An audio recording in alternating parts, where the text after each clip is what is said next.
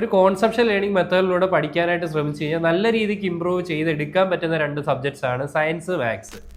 എഡ്യൂടോക്കിൻ്റെ second എപ്പിസോഡിലോട്ട് എല്ലാവർക്കും സ്വാഗതം. പല പേരൻസും പല കുട്ടികളും പറയാനുള്ള മറ്റൊരു കാര്യമാണ് സയൻസ്, മാത്സ് പോലുള്ള സബ്ജക്റ്റുകളിൽ കുട്ടികൾക്ക് നന്നായിട്ട് പെർഫോം ചെയ്യാനായിട്ട് പറ്റുന്നില്ല, എന്നാൽ ബാക്കിയുള്ള സബ്ജക്റ്റുകളിൽ നല്ല മാർക്ക് നേടാനും പറ്റുന്നുണ്ട്. എന്തായിരിക്കും അതിൻ്റെ ഒരു കാരണം? അത് വേറൊന്നുമല്ല, സയൻസ്, മാത്സ് പോലുള്ള സബ്ജക്റ്റുകൾ ഫുള്ളി ഒരു കോൺസെപ്റ്റൽ സബ്ജക്റ്റാണ്.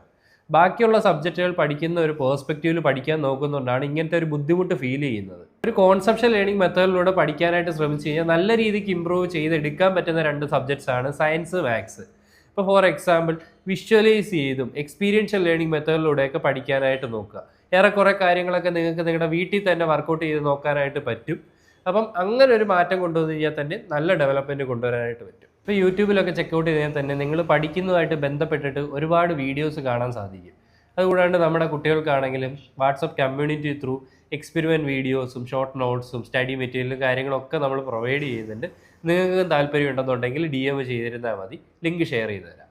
മാത്രമല്ല സയൻസ്, മാത്സ് പോലുള്ള സബ്ജക്റ്റുകൾക്ക് ഏറ്റവും അത്യാവശ്യം വേണ്ട ഒരു കാര്യമാണ് ബേസ് എന്ന് പറയുന്നത്.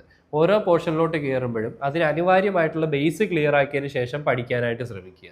ഈ പറഞ്ഞ മാറ്റങ്ങളൊക്കെ നിങ്ങളുടെ കുട്ടികളുടെ പഠനത്തിനകത്ത് കൊണ്ടുവരാനായിട്ട് ശ്രമിക്കുക. ഇതുപോലത്തെ എഡ്യൂക്കേഷണൽ വീഡിയോസിനായിട്ട് ഇപ്പോൾ തന്നെ നമ്മളെ ഫോളോ ചെയ്യുക.